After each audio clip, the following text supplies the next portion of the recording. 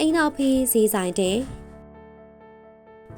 ရှေ့အခါကဖခင်တူသည်မိမိသားနှစ်ယောက်ကိုခေါ်ပြီးလင်အောက်ပါစကားကြီးငါခွန်းကိုမကြားဆုံးမလေ၏ချစ်သားတို့ဖခင်မရှိလင်တရားတကြီးစောက်ပါအိမ်နောက်ဖေးတွင်ဈေးဆိုင်တဲပါခေါင်း100သားကိုစားပါ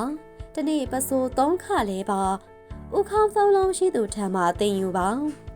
သားနှစ်ယောက်သည်ဖခင်စကားကိုမှတ်သားထားကြ၏ဖခင်ကွယ်လွန်သောသားငယ်သည်တရွာလေးတကြီးဆောင်၏အိမ်နောက်ဖေးတွင်ဈေးဆိုင်တဲ့၏ကျုပ်ကောင်းစိတ်ဦးကောင်းတို့ကိုခေါင်း100ပြေအောင်ဝယ်ယူ၍စားသား၏ထို့ကြောင့်သားငယ်ငွေများကုန်သဖြင့်ဆင်းရဲသွားလေ၏သားကြီးကမူဖခင်၏ဆုံးမစကားသည်ထူးဆန်းပြီစွာဦးကောင်း3လုံးရှိသူကိုမေးရဟုလိုက်ရှာလေ၏ဤသို့ရှာနေစဉ်ရတရာတွင်အဖိုးတယောက်ကိုတွေ့၏အဖိုးသည်အိုမင်းလွတ်လာသဖြင့်ထိုင်နေသည့်အခါတွင်ဒုနှလုံးသား၌ခေါင်းဝင်ရွှေနေ၏အဝေးကကြည်ပါကအဖိုး၌ခေါင်း3လုံးရှိသည်ကိုထင်ရ၏အဖိုးထံသို့သွား၍ဖခင်မခဲ့သောစကား၏အတိတ်ပဲကိုယူသေးစွာမေးလေသည်အဖိုးကဤသို့ရှင်းပြလေ၏ငါမည်တရွာတကြီးဆောင်ပါဆိုသည်မှာရောက်ရအရက်တွင်မိဖွဲ့ပါဟုဆိုလိုသည်သို့မှသာ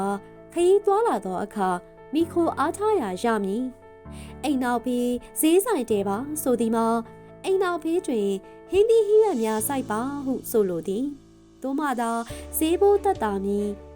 ခေါင်း100သားကိုစားပါဆိုသည်မှာ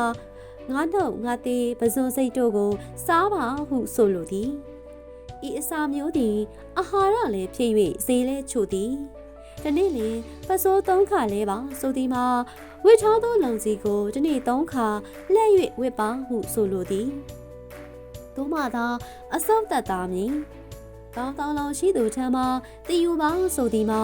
အသက်အရွယ်ကြီးသူထံမှတည်ယူပါဟုဆိုလိုသည်သို့မှသာဘဟုတုတအသိပညာတိုးပွားမည်တို့အခါတာကြီးသည်ဆုံးမစကား၏အတိတ်ပဲကိုကောင်းစွာသဘောပေါက်၍အဖိုးကိုပြောသည့်အတိုင်းလိုက်နာသဖြင့်ကြီးပွားချမ်းသာလာလေသည်